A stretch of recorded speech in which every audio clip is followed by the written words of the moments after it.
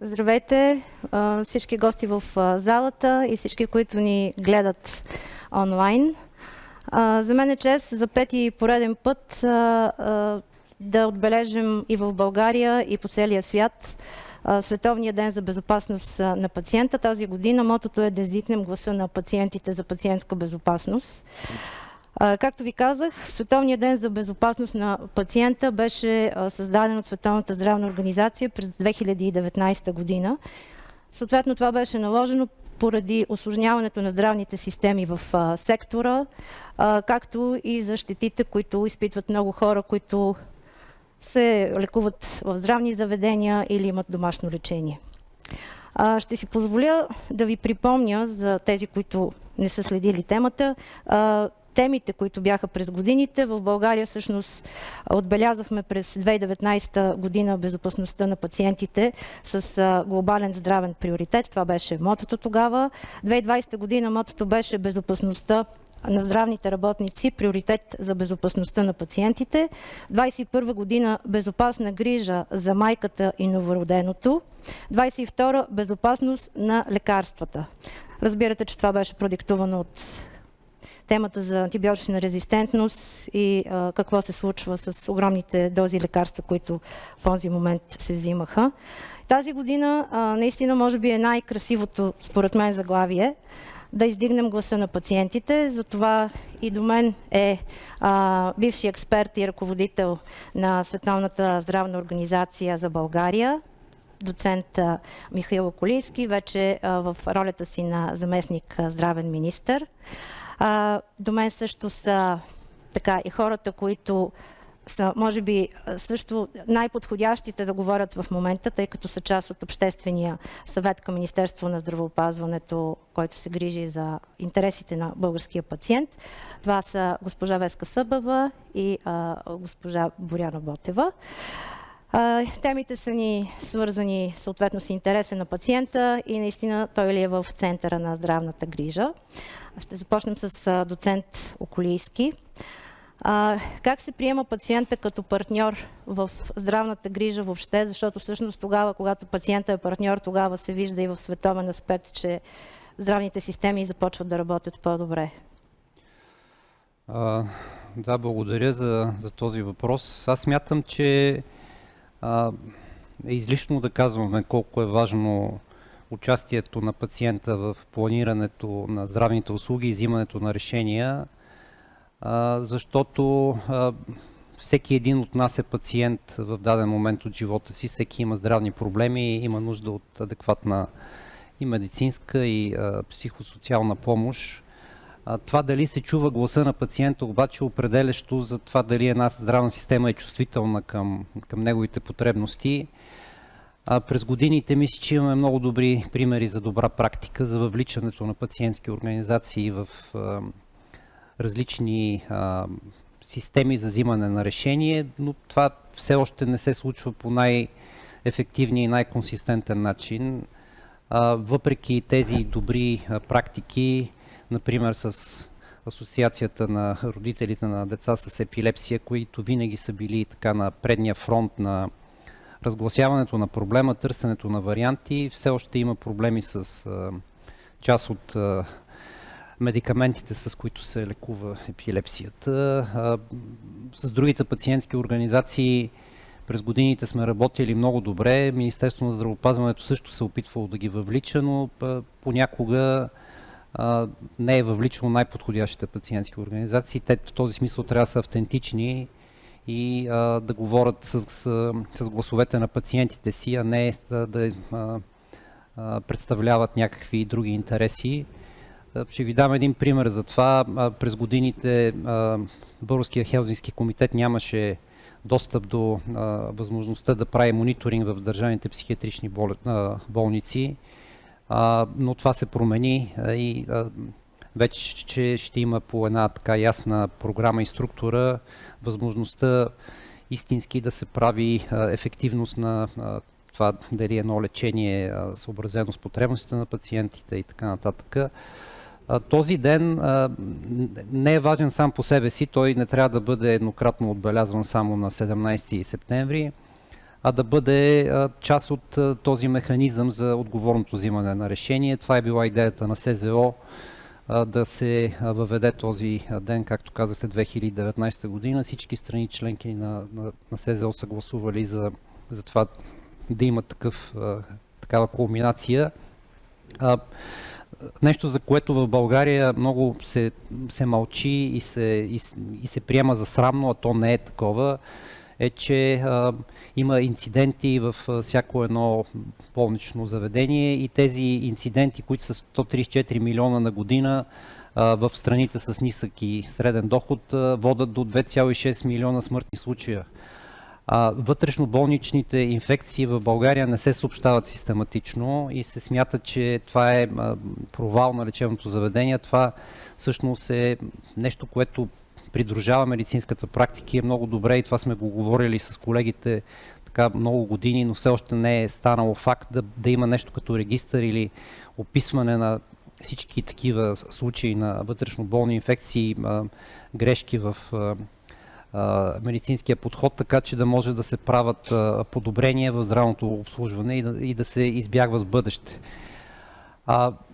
Всеки един от 10 пациенти бива увреден, докато получава болнична помощ в Европа. Какъв е процента за България? Ние не сме сигурни. Тези проблеми в обслужването на пациентите се случват поради различни причини. Тук са изброени част от тях, за съжаление са само на английски, но това са феномени като, например, незаинтересоваността или умората на медицинския персонал, които наблюдавахме и по време на COVID, но това често е свързано с липсата на достатъчно подкрепа, на добра супервизия и в крайна сметка на добър мениджмънт. Комуникацията в България е много слаба страна на медицинското обслужване. Самите лекари и медицински сестри в техните модули за обучение имат много малко теми за това как да говорят с пациентите си, как да говорят един с друг, как се случва интерсекторната колаборация. Това е голям проблем, който имаме консенсус и с Лекарския съюз, че трябва да променим. Понякога се слагат грешни диагнози, липсва екипната работа. Изобщо има проблеми, които касаят работата на всички ни. Пак казвам, това е нещо, което не трябва да се крие, трябва да се говори за него и да се описва по начин, който да позволява да се промени в бъдеще.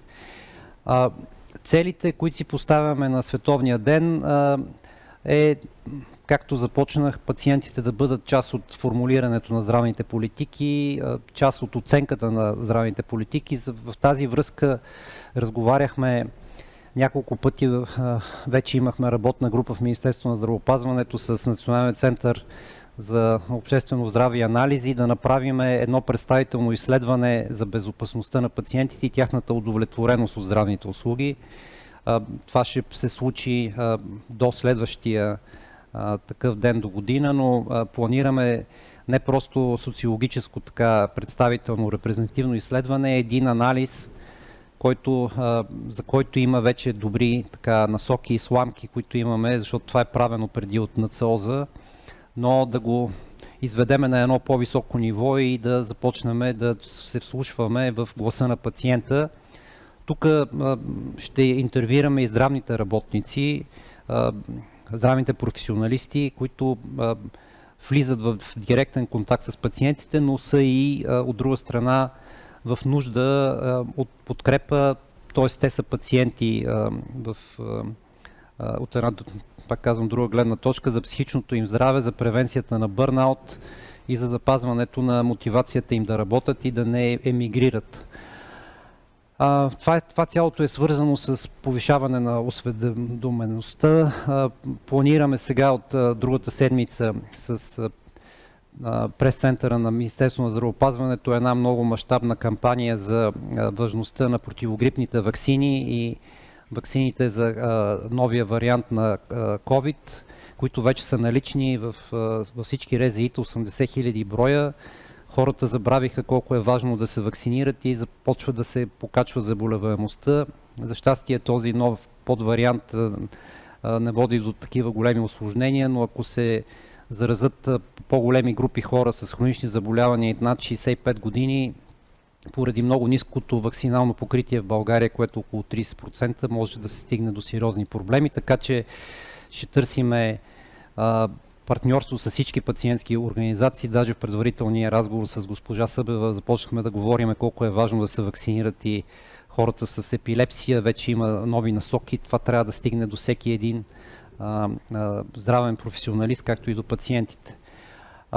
Казах вече за тези процедури за търсене на отговорност при нарушаване на правото на безопасност на пациента. Това са тези чувствителни системи, за които не е само Министерството на здравеопазването отговорно, а и национално представителните гилдии и организации, които трябва също да гарантират интересите на членовете си. В крайна сметка търсиме една среда, култура, в която пациентите не се притесняват да споделят своите притеснения, да докладват за грешките и да търсят решаване на проблемите им.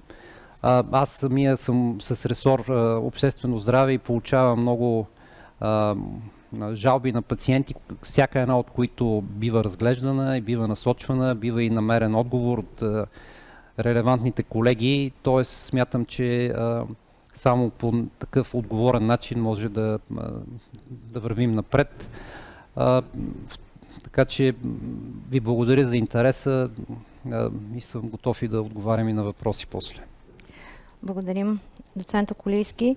Във връзка с последните ви думи, така в предварителната подготовка на събитието, помолихме Дирекция защита правата на пациента да разгледат и да ни помогнат така да осветим и да отбележим най-големия брой жалби, получени поради определени причини. И ето какво получихме. Най-честите причини са на първо място ограничен достъп до медицинска помощ, на второ място грубо отношение, на трето място неправилна диагностика и лечение и на четвърто място нарушени здравноосигурителни права. Това ще е интересно, може би, като статистика в момента за журналистите, че близо 1/3 от жалбите, касаещи ограничен достъп до медицинска помощ, се отнасят за случаи в извънболничната медицинска помощ, а останалите са разпределени почти равномерно между болничната и спешната медицинска помощ. После стигаме до грубото отношение, също се очертава като една от най-често срещаните проблеми пред пациентите. В тази група обаче превес взимат оплакванията към болничната медицинска помощ. Това са 1/3 от жалбите, които касаят болничната медицинска помощ, а останалите са разпределени между извънболничната медицинска помощ и спешната помощ. И третата, най-често срещана група, се отнася за неправилна диагностика или неправилно лечение, като почти същия брой жалби са постъпили по повод нарушени здравноосигурителни права. За това ще говорим тук и с двете дами. Преобладаващите оплаквания при нарушаване на здравноосигурителните права се отнасят и към извънболничната медицинска помощ, докато тези за неправилна диагностика или лечение до голяма степен засягат болничната медицинска помощ. Това беше нещо, което накарахме, тя е грозна дума, но помолихме от съответната дирекция да ни помогнат. Те си ги бяха наблюдавали хората, но сега така заедно като изчистихме процентно кое на къде отива, наистина картинката стана малко по-ясна и предполагам, че и в Министерството от практична гледна точка това ще е полезно. Така, аз искам да започна, въпреки че колегите сложиха една презентация на Асоциацията на родители на деца с епилепсия. Искам обаче да задам първия си въпрос към Боряна Ботева, защото тя беше от създаването на тази дирекция. Защо се наложи създаването въобще не дирекция на този обществен съвет, насочен към интересите на пациента? Общественият съвет, той е създаден още преди повече от 10 години с Закона за здравето. Там е регламентиран. Той има консултативни функции към Министерството на здравеопазването и целта е да анализира какво се случва с пациентските права, да изготвя ежегоден доклад, който да представя на министъра на здравеопазването и да прави предложения по глобални теми, касаещи правата на пациентите, така че нормативната уредба да бъде изменена съответно. за да могат да бъдат защитени по-добре тези права. Тоест този съвет, той съществува отдавна, просто не е бил свикан, не е функционирал. По инициатива на Сдружение за развитие на българското здравеопазване реално се задвижи в момента неговото свикване. Вече имахме едно заседание, с госпожа Събева бяхме на него. Председател е адвокат Пламен Талшанов, тъй като според закона за момента председател на съвета може да е представител от национално представителните пациентски организации. В момента те са 2. И предстои да започне работа съветът. Следващия месец имаме заседание на 17 октомври, сме си го насрочили.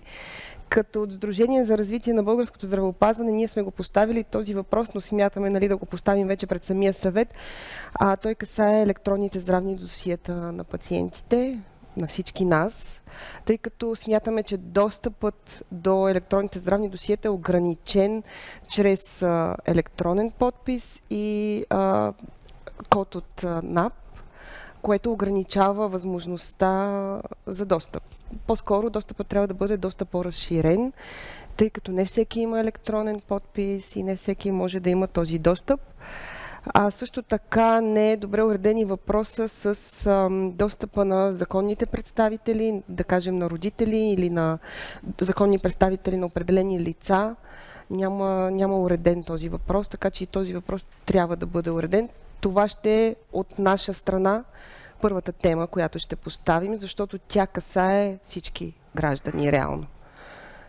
Пациента да участва в абсолютно всяка стъпка. Да, точно така. Пациентът да може да участва във всяка стъпка, да има достъп до своето досие по лесен начин, защото аз дори мога да споделя личен опит, че аз също бях затруднена да достъпя своето досие. Така че и да може пациентите в бъдеще да реагират бързо и адекватно, ако има некоректна информация в това досие. Така че по този начин да помагаме и на здравната система да се регулира. Така че да издигнем гласа на пациентите тук е много подходяща тема тази година. Изключително подходяща. Комплимент към Световната здравна организация в такъв случай. Да. Искам да коментираме, госпожа Събева, старата наредба за хората с увреждания, както виждаме тук и телковете от към жалбите, които се получават в Министерството, също е голям процент. Какво донесе и тези промени, които се случиха, какво донесоха и какво хората информирани ли са за тях, тъй като се чува, че не са информирани, няма информационна кампания, не е имало поне до сега? Не. За съжаление, старата наредба, ние направихме това изследване, което виждате тук, 2018 и 2019 година. И това, което тогава даваха от Министерството на здравеопазването, беше много по-нисък процент на хора, които са засегнати, което съвсем не е така. Вие ще видите колко голям процент, около 35% от хората бяха с понижени процент на вид и степен на увреждане и нетрудоспособност. Бяха отнети чуждата помощ за деца. Беше преминаване от 91%, 100% тази група преминава към 50-70%. Не беше обяснено ясно на хората защо това се случи. И какво донесе тази наредба? Тя донесе отпадането на хора въобще от групата на хората с увреждане. Но отпадането от тази група донесе на много хора, които действително имат увреждания. Не говоря за тези, които са взели документ, а на тези хора, които действително имат увреждане, ги изхвърли от здравната система. Защото те вече отпадат от хората, които са с здравно осигурени. До този момент държавата ги е... Този слайд е за епилепсия и общо за заболяванията, колко хора са пострадали. И какво се е случило и тези заболявания. В другите заболявания виждате 93,6. Епилепсията за щастие беше твърде малко засегната, поне ние така мислиме, тъй като имаше такова разпределение, че самите гърчове бяха недостатъчно добре разпределени и недостатъчно добре обяснени от лекарите самите. По тази причина считаме, че при епилепсията нямаше толкова много засягане, но за другите заболявания категорично имаше хора, които отпаднаха въобще от системата. И това, че отпадат хора, ето виждате тук под 50% колко хора са отпаднали. Нали? Това е... Да. И така всичкото това е разпределено. Тези слайдове може, който иска по-подробно да се запознае, да бъдат изпратени. Да, ние можем с нашия прес-релиз, който ще изпратим, който има от колегите интерес, ще получи и тази презентация. Да. Но най-важното, което донесе, 31-ви ние имахме голяма борба да се промени тази наредба. Слава Богу, това се случи. Тя 31 януари тази година беше приета новата наредба. Но защо телковете продължиха да имат толкова много трудности? Защото когато човек си е обжалвал това решение, вижте какъв голям процент, по-голямата част от хората обжалваха. Те продължават тези хора да бъдат отново освидетелствани по старата наредба. Това никой не обясни на хората, че е по-добре те да съберат документите и отново да влязат по новата наредба да бъдат освидетелствани, а не да обжалват това решение. Защото те получават абсолютно същия процент, без да има някаква промяна и трябва да обжалват единствено пред съда, което всъщност е огромно забавене. За мен най-важното е, че самите хора не разбраха тази промяна, не разбраха как се случиха тези неща и продължиха да искат те да попадат в тази група. Затова ние се опитахме да направим такова обяснение, но ми се струва, че и отправям апел към Министерството на здравеопазването. На тези хора трябва да се обяснява по съвсем различен начин. Член еди кой си, наредба еди коя си, алинея еди коя си, не им говори нищо. И никой не е длъжен да го знае от пациентите и от хората. Трябва да им се обясни, уважаеми граждани, вие сте пациенти, вие сте хора, които трябва да отидете 4 месеца по новата наредба преди изтичане на срока, да си подадете заявлението и от личния лекар направление номер 8.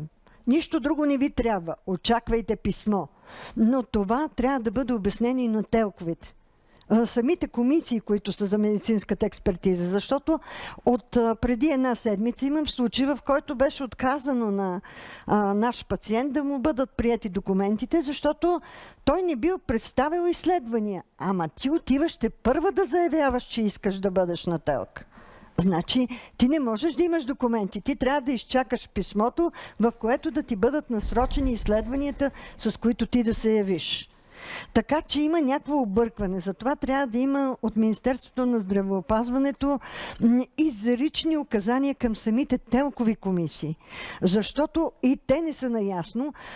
Това не е само при Министерството на здравеопазването. Наскоро го казах отново това и в социалната сфера. Сякаш живеем в различна България. В различните региони по различен начин тълкуват нещата и по този начин затрудняват всички пациенти или хората да използват своите права. Това е много, много неприятна ситуация. Сега искам да ви кажа, че с тази наредба многото уврежданията получиха, аз за епилепсията мога да кажа със сигурност и с голяма гордост, че успяхме да постигнем пожизнен срок. Такъв срок се получи и за психиатричните заболявания, за които толкова години се бориме и не се получаваше. Получиха се за дефинитивните заболявания по-високи проценти и по-голяма възможност също да имат пожизнен срок, което е изключително важно. Не хората да отиват и да непрекъснато да се занимават с преминаване на медицинска експертиза. Да, и тези отношения между лекар, пациент, особено при хората с увреждания, когато на едните не са наясно, другите не са обяснили, което не има работа. Всъщност се стига до много магиосен кръг, което пък в случая съвсем... И това е грубо отношение, което се получава между точно това коментираме, защото това е грубото отношение, защото един знае едно, друг друго, всеки тълкува както намери за добре и по този начин се получават и конфликтите между пациентите и между лекарите в комисиите. Това, което искам да споделя с вас, е да знаете, че документи, които важат за явяването на медицинска експертиза, доста често от самите комисии изискват повторно. Това са скъпи изследвания. Пациентът не може да си го позволи и по тази причина той отива и го заплаща. А то не е необходимо. Той го има в документацията си. Той е в срок този документ. И това трябва много ясно. А това е начин и за източване на касата или затрудняване на самия пациент, защото той отива, един ядрено-магнитен резонанс не е ефтин, един скенер също не е ефтин, особено когато, пък за PET скенер не искам да говоря, нали, какви са сумите там, а когато е с контраст, той без друго се заплаща от пациента. Надявам се, че това ще спре, че трябва да се грижиме за всички тези, които са изпаднали в тази ситуация, да имат нужда от медицинската експертиза и да получат подкрепата на държавата. Трябва малко по-внимателно да се обръщаме към тях. И с две думи, кои са положителните промени все пак на тази нова наредба? Пожизненият срок и реални проценти за вид и степен на увреждане и намалена работоспособност за социално значими заболявания. Това не е малко. Сигурно някъде нещо е пропуснато и сигурно някой има какво да добави, но отново призовавам, ако има някой, който има желанието нещо да се промени в тази наредба по процентите, нека да пише на Министерството, нека да пише и на мен. По принцип, всяка наредба трябва във времето да се осъвременява и да се променя, така че може би трябва да се знае специално от вас като обществен съвет на колко време да се правят промени и да се правят регулярно, доцент Колийски. Аз в тази връзка искам да кажа, че бяха пропиляни много години в това да се дефинира по-добре функцията на ТЕЛК и НЕЛК. И всъщност да не се медикализира всичко по отношение единствено на тежестта на заболяването, а по-скоро да се търси възможността за реинтеграция и за интеграция на хората в трудовия процес.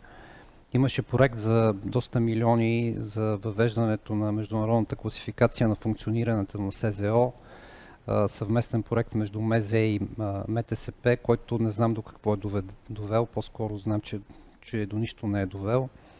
И всички тези по-модерни гледни точки за това човек не само да получи някакъв вид помощ финансова, но истински така с оценка на неговите възможности, независимо от заболяването му, да бъде насърчен и да бъде привлечен на трудовия пазар е изключително важно. Защото ако човек няма смислена работа и смислено занятие в живота, то той не е пълноценен. И това касае и хората и с увреждания, и всички нас. Така че тук имахме едно заседание организирано от МТСП. Не знам дали ще имаме възможността истински да се промени този подход, но иска ми се, ако може да обърнем внимание и на този въпрос. Благодаря.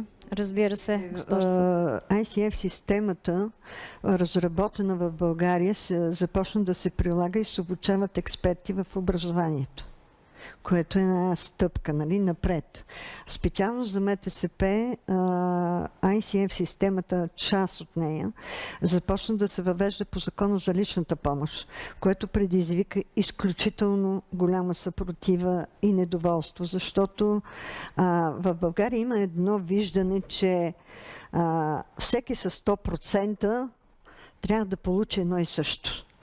трябва да се научиме, че единия 100% не е равен на другия 100%. И всеки човек има различни възможности, различни потребности, в зависимост от увреждането, заболяването, което е получил. И това може би трябва много често да го артикулираме в публичното пространство, за да знаят, че няма да бъдат ощетени, а просто ще получат различна помощ и различна подкрепа. Това е важното да се знае от хората, за да не се опасяват, че те няма да бъдат подкрепени по някакъв начин. Госпожо Ботева, ако искате нещо да допълните и вие. Да, бих искала да допълня относно измененията в наредбата за медицинската експертиза, че пациентските организации знаят, надявам се да знаят, че когато бъде публикувана за обществено обсъждане, те могат да отправят предложения. Така че тук пак е ролята на пациентите да си отстояват своите права. Аргументирани предложения, разбира се, и госпожа Събева е изключително права, че трябва да се подхожда индивидуално, защото един човек с двигателно увреждане се различава от друг човек с, да кажем, психическо заболяване и има съвсем различни нужди, така че това е посоката, в която трябва да се върви. Да.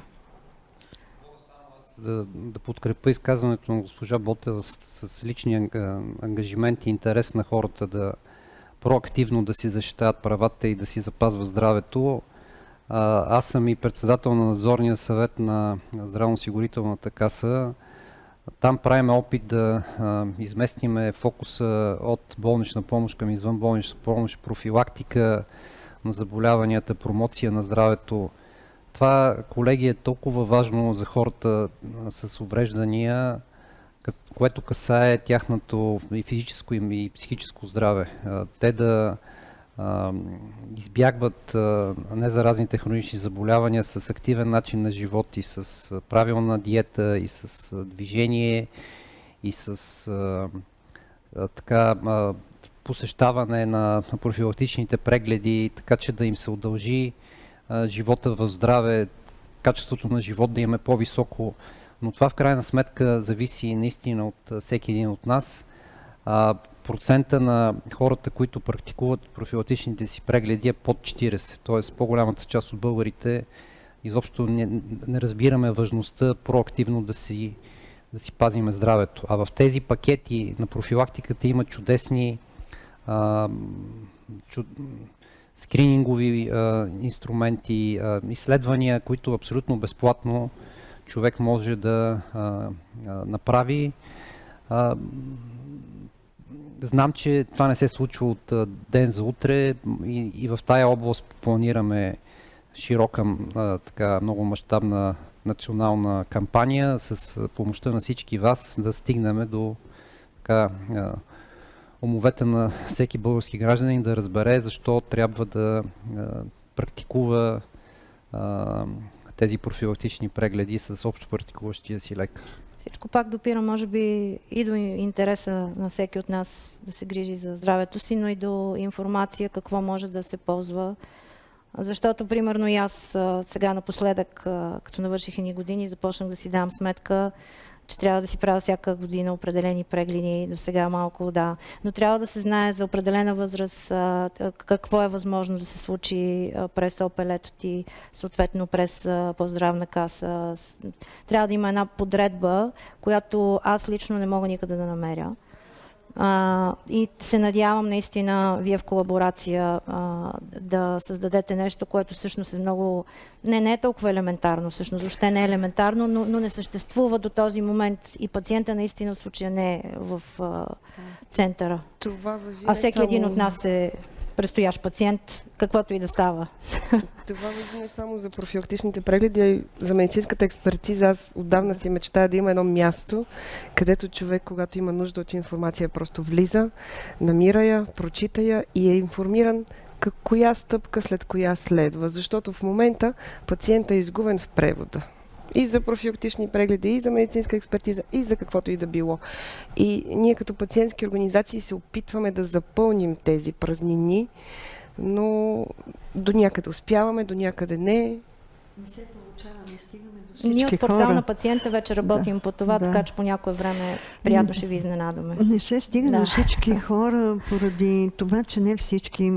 Казваме, че България е една от страните, които има достъп до интернет, нали, в по-голямата част, но има хора, които не борават с интернет, не влизат в Фейсбук, не четат тези неща и това трябва да го чуят по обществената телевизия и общественото радио, което да бъде непрекъснато като лайф мотив на нещо, нали, за да могат те да го разберат и да бъде много, много продължително време, за да няма после да казват, ама ние не чухме, ние не разбрахме. Все някой от съседите ще е чул, ще насочи и ще помогне.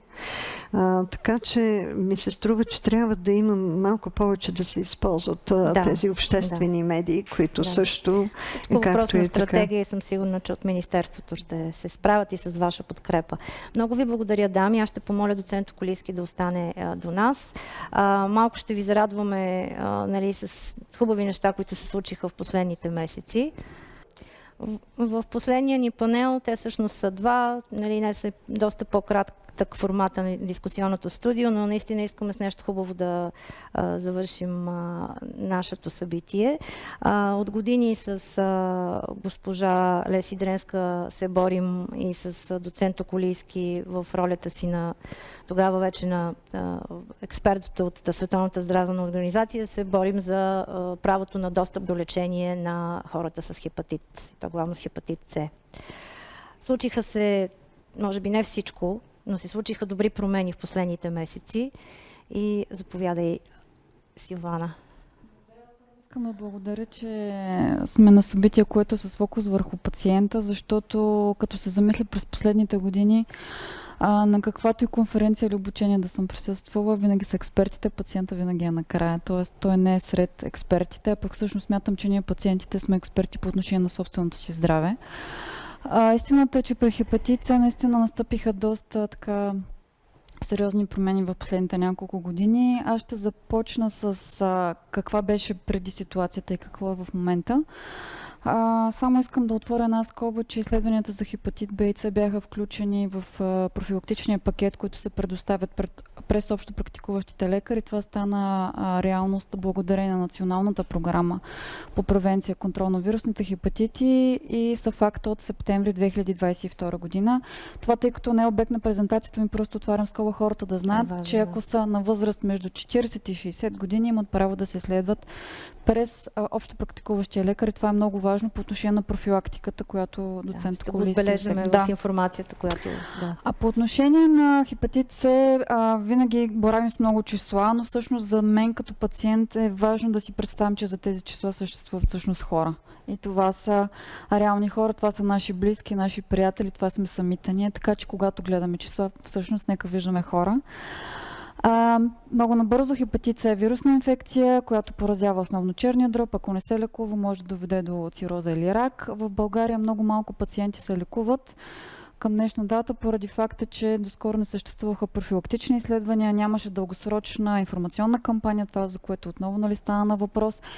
Но пък за щастие имаме лечение, така че нашата цел и естествено фокуса на Министерството в момента е това, все повече хора да знаят за това заболяване, все повече хората да се лекуват.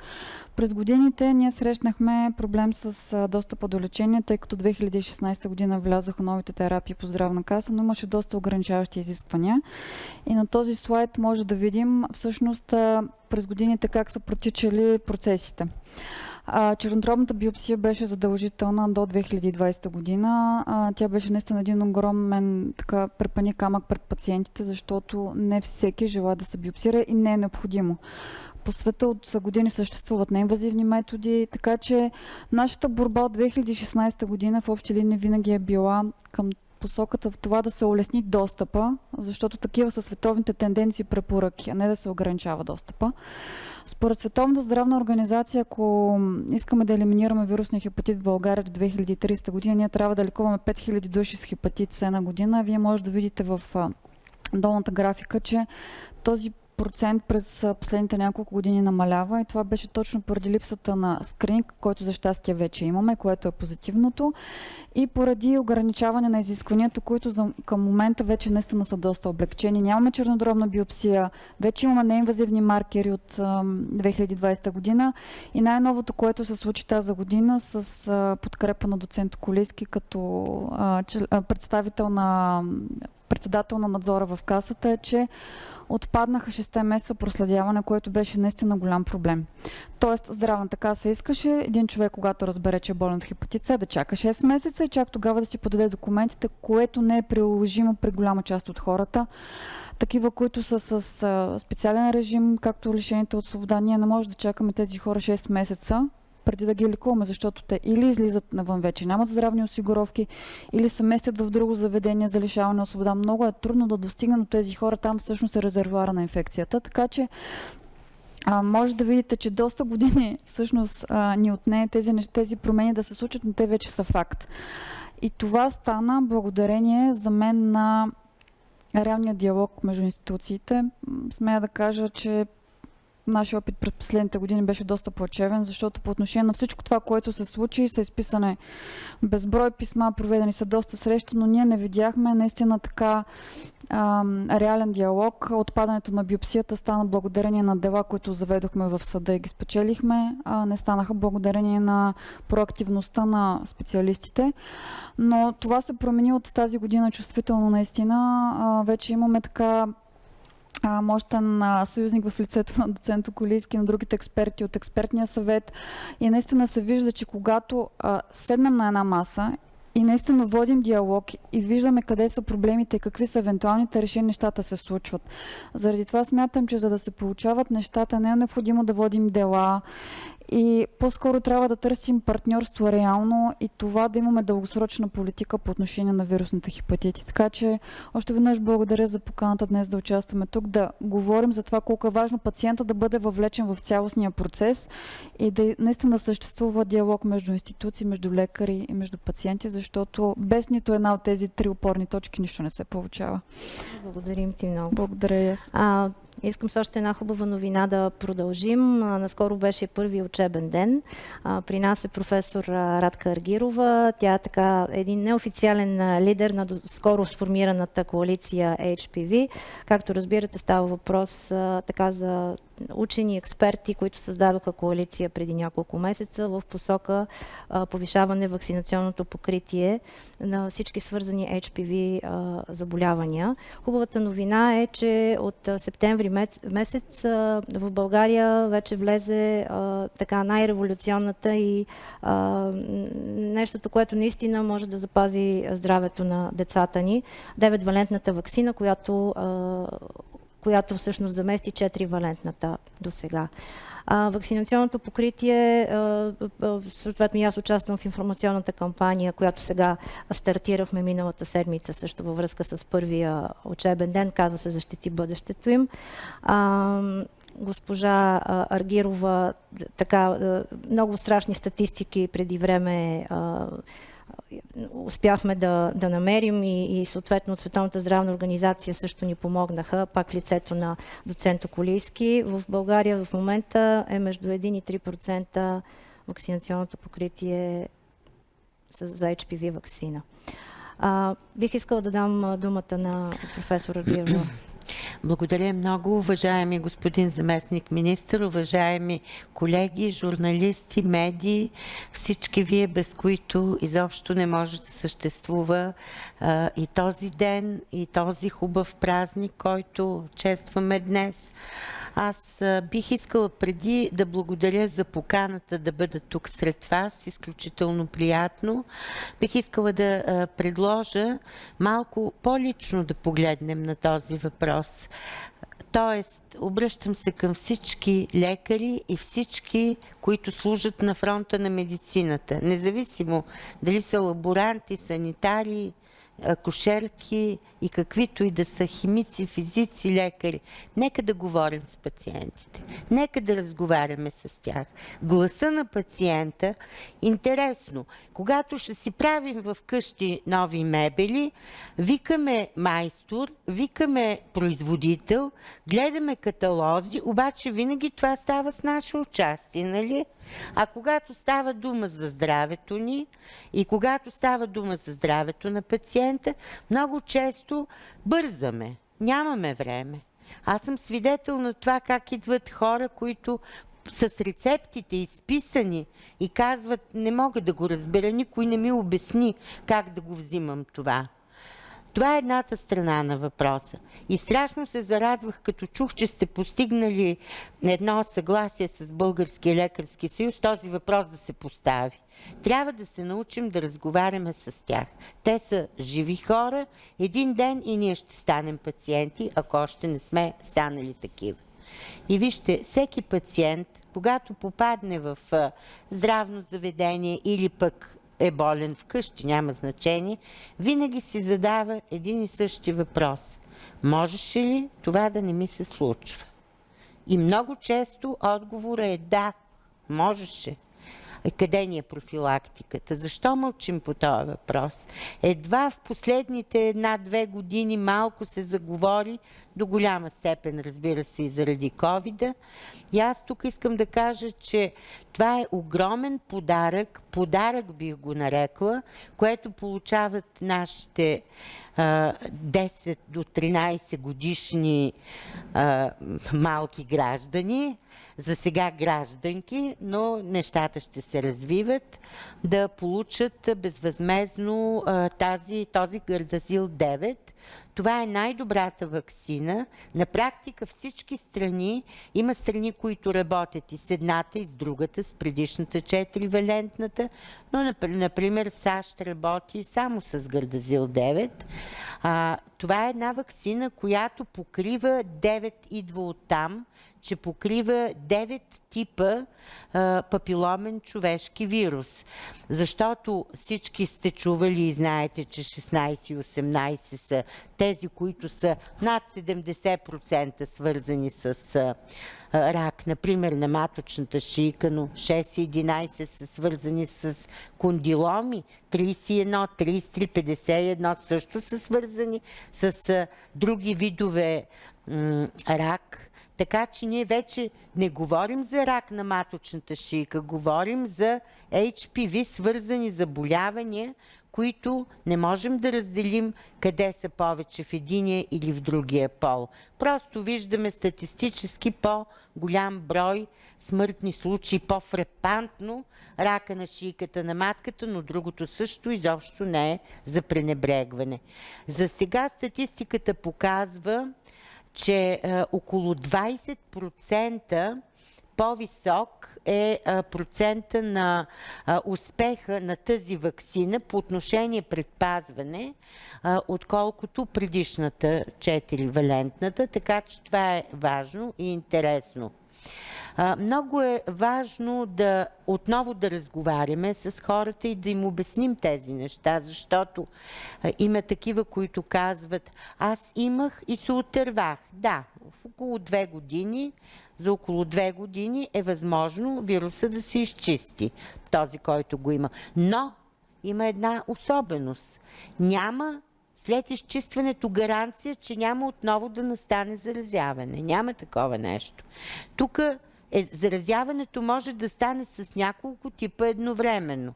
Така че не напразно е измислена тази ваксина и се прилага. И това е изключително съществено. Тази ваксина е част от една дълга профилактична верига. Това е първичната профилактика. После идва скрининга, когато все още сме здрави. И чак тогава идва диагностиката и лечението е накрая. Защо ви го казвам? Един апел, тук в събота и неделя бях пак на такава среща, посветена на профилактика и скрининг програми, и се наложи следното. Нека да мислим повече за здравето, а не за болестите. За здравето, как да го съхраним, как да го продължим, как да го укрепим, а не изключително да мислим за лечението на болестите. По-скоро за предпазване на здравето. И с тази хубава новина много благодаря, че ми предоставихте възможността да я съобщя. Аз искам един малко личен въпрос и към вас, и към доцент Околийски. Защо е толкова ниска това вакцинационно покритие? Така или иначе сме имали тази вакцина, независимо дали е била 4-валентна, сега влиза 9-валентната. Защо е между 1 и 3%? В нормалните държави, даже тук при откриване на вашата коалиция, ни гостува така един френски професор, който се връщаше от северна държава, от Швеция, и каза, че там просто не могат да го видят дори студентите под микроскоп и ходят до Франция, където вакцинационното покритие е 36%. Те не могат да го видят. Ние тук, защо се получава така? Има няколко причини за това. Първата, разбира се, за мен е това, че хората не знаят за това. Трябва да знаят, че има такава ваксина, трябва да знаят от какво предпазва, трябва да познаваш една опасност, за да можеш да се бориш с нея. Това е първата причина. Втората причина е отдалечеността на ефекта от вакцинацията, сравнителната отдалеченост. Това не е като при грипа. С ваксината се предпазвам от тазгодишния, примерно, тип или разновидност на грипа, а с тази ваксина се предпазваш от нещо, което е възможно да се появи след 20, след 30 години. Но това не значи, че трябва да не мислиш за тези години, нали? И аз основно виждам, че трябва да се проведе много сериозно разяснение, включително да се чуят въпросите на гражданите, на хората, защото пациента е едно търпеливо същество. Думичката пациент значи това. Търпеливо и търпящо две неща. Хем болестта си, хем здравната ни система. Нека, докато още не са болни хората, нека да научат за какво става въпрос и как да се отнесат към бъдещето си. Така че за мен това е най-важното. Абсолютно кампания, която да обяснява и да чуе въпросите на хората. Какво ни им е ясно? От какво се притесняват? Няма странични явления, няма никакъв генетичен материал в тая ваксина. Страничните явления са, например, че на едно дете му ставало лошо, като го боцнат, ще полежи, ще му мине. А ако получи след това тежкото заболяване, за мен е това. Следващата седмица, точно във връзка с ваксините, Министерството има, доколкото разбрахме, Академия за журналисти, или може би няма да е следващата седмица, ще близките седмици. Защо, доцент Околийски, ваксините като цяло, защо е толкова ниско вакцинационното покритие? Това е тема, която непрекъснато се разисква. Сега в ваше лице се надяваме да има диалог с цялото общество. Смесени са причините за това. От една страна е много ниската здравна култура на населението, на всички нас, защото никога в българската история след 9 септември 1944 година не е имало системно здравно образование в училищата, така че бъдещите родители да чуят за някакви проблеми, които могат да се решат после с превенция, с профилактика, с въздържане, да кажем, в някакви области, да не пушиш, да не пиеш, да не правиш рискови неща в сексуалността. Това е променено вече с плана за възстановяване и устойчивост. Има задължително здравно образование, което обаче, за съжаление, тепърва ще трябва да се разработва и да влиза в училище. Аз бях малко наивен, че мислех, че правиме здравно образование, което тук и сега да влезе в училищата, но направихме план за това как ще бъде създадено и въведено в близките години. в такъв здравен час децата могат да чуят защо е важно да се вакцинират, защо е важно да си запазят здравето, защо е важно да имат хармонични отношения с другите си връстници и така нататък. От една страна е това. Родителите също просто не знаят и не практикуват защита на децата си, защото и те самите не са имали подобен тип здравно образование. От друга страна, последните години особено, България беше обект на геополитически атаки по линия на различни здравни теми, включително вакцинациите, които бяха представени като опасни, рискови и се създаде един скепсис, според мен целенасочен, който целеше и скепсис към целия Европейски съюз. И всъщност береме плодовете от това, че се компрометира както доверието в COVID ваксините, така и доверието в другите ваксини от традиционния вакцинален календар, пък камо ли нововъвеждани ваксини, като тази за Human Papilloma вируса. Нужно е да сме много така спокойни и по един научен начин да обясняваме на хората. От друга страна трябва да намериме причините защо психологически се случи това, защо всъщност повярваха на безумните антиваксърски твърдения, включително на неетични колеги, които създаваха допълнително напрежение.